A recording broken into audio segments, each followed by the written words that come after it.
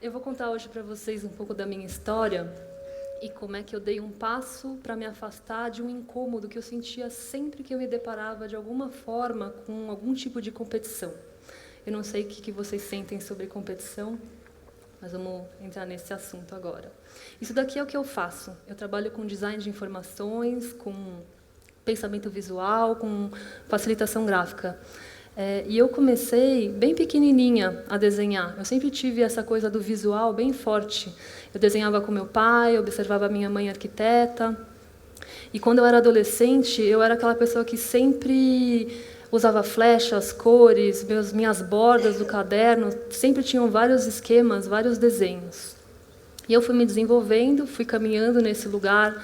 E hoje eu registro conteúdos de palestras, de simpósios, de aulas.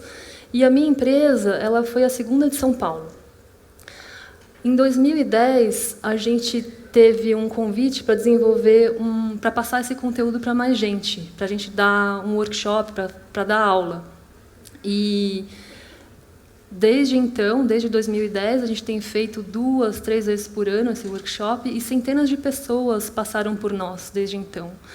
E foi um momento muito legal da nossa história, porque vários alunos nossos, eles começaram a trabalhar nessa área, fazer colheita gráfica também, trabalhar com facilitação gráfica, e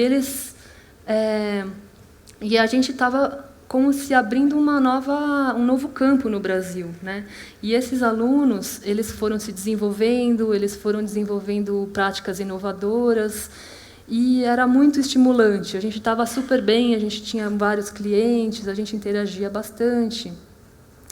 Até um dia que eu comecei a achar um pouquinho estranho, porque eu recebi um pedido, né, numa proposta, e quando eu mandei minha proposta, o cliente ele negociou. Ele negociou e ele falou que tinha outros profissionais que estavam cobrando mais barato. E aí eu comecei a ver que a gente estava participando de concorrências e a coisa estava ficando um pouquinho diferente do que era antes.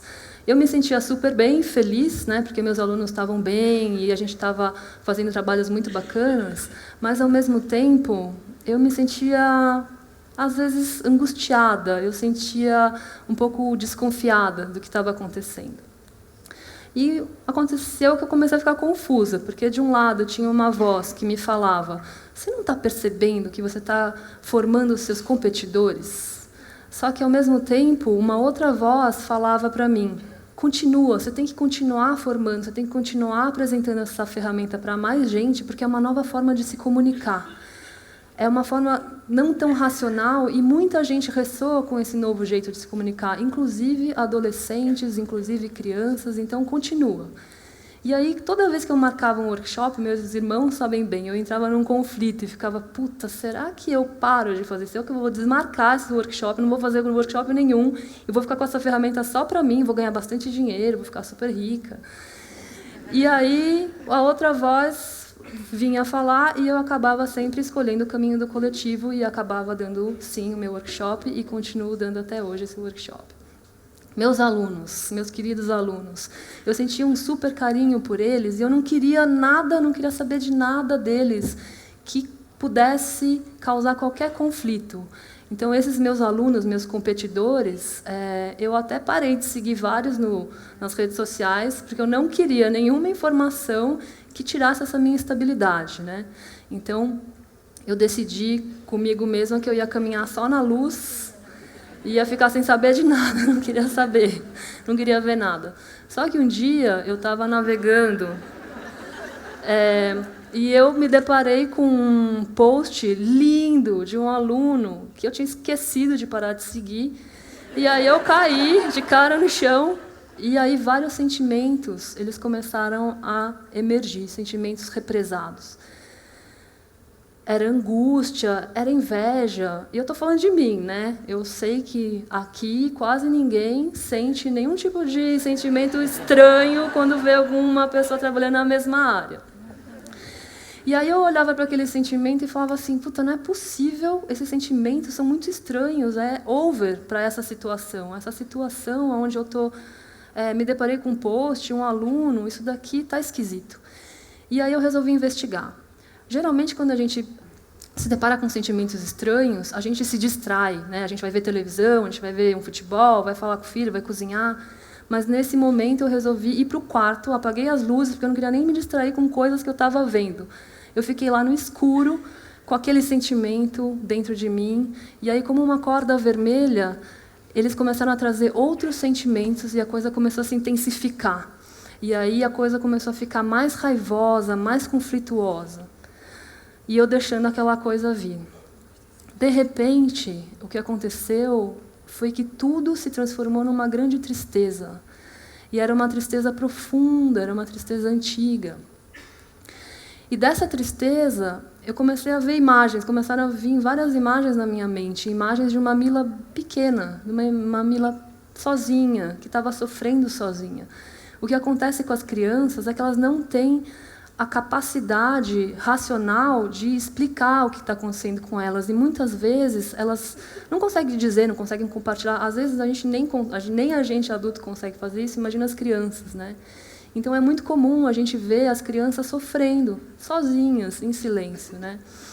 E eu comecei a perceber que esse sofrimento estava vindo de um lugar de cobrança. Todos os lugares que eu ia, eu acho que a nossa sociedade ela é muito cruel, né? Porque ela cobra muito das crianças para elas serem melhores. Então, eu estava me sentindo muito cobrada para falar mais baixo, para ser menos moleca, para não correr tanto, para tirar notas melhores, para ser mais educada. E a minha leitura de criança, quando eu via tudo isso acontecer, é: quem é que me ama como eu sou? Como é que me ama? Quem que me ama imperfeita do jeito que eu sou, né? E os meus olhos de criança, eles não conseguiam achar essa resposta. E aí, eu cheguei num lugar onde, de repente, veio um insight, né? Veio uma percepção de que aqueles sentimentos todos que eu estava tendo em relação aos meus alunos, aos meus competidores, entre aspas, eles vinham dessa criança interna, ferida, que olhava o lugar do outro e não conseguia reconhecer, e não conseguia celebrar o lugar de sucesso do outro, porque ela própria não tinha sido vista, não tinha sido reconhecida na sua essência. A criança interna eu chamo do nosso lado que guarda nossas memórias boas, nossas memórias ruins, é o nosso lado que quer evoluir. E ele precisa de cuidado, ele precisa de atenção, ele precisa de carinho, porque senão ele não consegue ir para frente e ele fica gritando por atenção até a gente resolver ter paciência para olhar o que está acontecendo. Quando eu vi essa percepção, eu parei e fiquei quieta, deixando aquilo assentar no meu coração, e eu senti uma calma vindo. E aí eu entendi que, na verdade, essa calma ela vinha dessa minha criança, que ela tinha sido vista, então ela estava acalmada, ela parou de hostilizar. E aí eu percebi o quanto que essa experiência tinha sido impactante e profunda, quando dias depois eu de novo me deparei com algum aluno com um sucesso, com um trabalho maravilhoso, e eu estava tranquila, estava calma, estava tudo bem. Nas relações profissionais acontece a mesma coisa que nas nossas relações pessoais. A gente pode olhar para o outro, independente se ele está sendo certo, errado, está falando besteira, eu sei lá o quê. A gente tem oportunidade de entender aquela relação como se fosse um espelho, onde a gente olha para nós mesmos e a gente pode começar a puxar essa investigação, que dá para a gente presentes. Essa investigação traz para a gente um processo profundo de desenvolvimento pessoal, onde a gente consegue amadurecer e onde a gente consegue se libertar. A gente ganha liberdade quando a gente entra nesse lugar mais profundo. E aí eu fico pensando, e os grupos, que também é uma coisa que eu presto muita atenção, né? Quando a gente está trabalhando num grupo, numa empresa, ou se não numa ONG, enfim, por uma causa, e aparece outro grupo trabalhando pela mesma causa, a gente pensa, poderia ser tão legal, né? Que ótimo, que essa galera também chegou, são aliados vindo aqui me ajudar a trabalhar por essa causa, nosso público, eles vão ser melhor atendidos porque tem mais gente trabalhando por isso. Só que nem sempre é assim.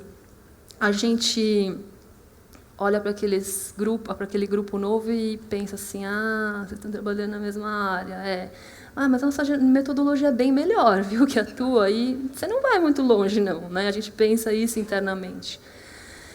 E aí é esse momento em que eu vejo assim que pode ser bom parar tudo começar a puxar a cordinha vermelha.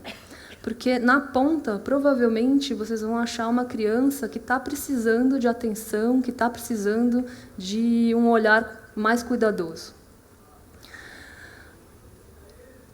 Quando a gente não puxa a corda vermelha e a gente deixa a nossa criança interna ferida atuar por nós e se relacionar por nós, a gente se relaciona, mas a gente não consegue coexistir. É como se não pudesse ter eu e o outro ao mesmo tempo. Eu começo a criar muros, começo a criar defesas.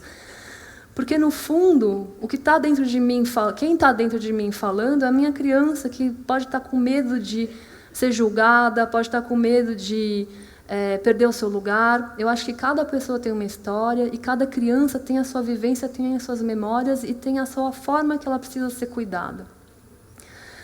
A nossa dimensão pessoal, ela tem um impacto gigante no coletivo. Se a gente deixa nossas crianças internas feridas agirem por nós, a tendência é a gente viver num mundo muito mais difícil, a gente cria muita dificuldade, a gente cria um mundo mais ressentido, mais defendido, mais separado. Eu sei que a minha criança interna está atuando quando eu dou aquela gelada na pessoa que não me deu atenção na hora que eu queria. E aí, nessa hora, eu pego e falo, calma, calma, Milinha, vem aqui, eu sei que você está triste, você não teve atenção, está tudo bem, eu acolho. A minha Mila madura, eu vou lá e tento resolver de uma forma mais tranquila a situação. E aí vocês devem estar perguntando, será que eu tenho que estar com a criança madura, quase que iluminada, curada, para então eu poder começar a trabalhar no coletivo e poder colaborar de uma outra forma? A minha resposta é não. A gente pode, sim, trabalhar com o coletivo, mesmo estando com o nosso processo individual em andamento. A gente pode ter a criança madura, a gente pode ter a nossa criança interna ferida, precisando de atenção, e, ao mesmo tempo, o nosso adulto cuidando. A gente pode, porque a gente tem essa capacidade. É possível sentir tristeza e felicidade ao mesmo tempo. Vocês já sentiram tristeza? Vocês são tristes por algum motivo, de repente acontece alguma coisa legal, vem alguém que você gosta muito, te dá um abraço, você fica tão feliz, mas você continua triste, né? A gente tem essa capacidade de ter vários sentimentos ao mesmo tempo. A gente não é uma coisa ou outra. A gente pode sentir ciúmes, mas, ao mesmo tempo, sermos generosos para a gente poder abrir espaço para pessoas que estão trabalhando na mesma área que a gente. A gente tem a capacidade de ir além do certo e do errado e colaborar com pessoas e instituições que não são 100% ressoantes ou que estão tão alinhadas com o que a gente acredita, com tudo que a gente acredita. A gente pode ir muito além disso. Nós somos seres ilimitados, somos seres criativos, e mesmo quando a gente fala de dinheiro, que a gente pode talvez começar a ganhar menos dinheiro da mesma forma como a gente sempre ganhou, nós temos uma capacidade de criar formas super inovadoras de poder fluir a abundância de várias formas diferentes. Nós somos capazes de sair desse conforto do individual e colaborar com esse criativo, dar esse passo por um coletivo mais harmônico, mais equilibrado. E aí, nesse momento, eu ganho presentes. Porque se eu estou nesse lugar onde eu não me sinto tão preparado, mas mesmo assim eu dou espaço para o coletivo, eu estou vibrando coragem, eu estou vibrando generosidade. E nessa hora, eu acredito que a nossa vibração ela se eleva. E aí a gente entra num fluxo. O coletivo ele devolve com o melhor que ele pode devolver para a gente. Eu hoje tenho vários colegas de área, e se algum cliente me chama e eu preciso de uma equipe de 10 pessoas, eu posso chamar os meus colegas. A gente toma uma cerveja, a gente vai comer pizza, a gente discute sobre a área. E eu estou vivendo uma aventura hoje porque eu estou empreendendo, eu estou fazendo novas histórias acontecerem. Já aconteceram com vocês, em alguma época da sua vida, de ter muitas sincronias, onde você, sem entender muito de onde vem, vocês começam a ter respostas, pessoas que vocês estavam precisando que aparecessem na sua vida? Isso eu chamo de fluxo. E o fluxo ele acontece quando a gente consegue elevar a nossa vibração. Eu sinto que quando a gente consegue, eu sinto que se a gente conseguir juntos, todos nós juntos, a gente dar um passo em direção ao coletivo com coragem e generosidade, a gente não tem ideia ainda de onde que essa abundância pode levar a gente. Eu acho que ela vai ser uma coisa que a gente não tem nem ideia. Obrigada.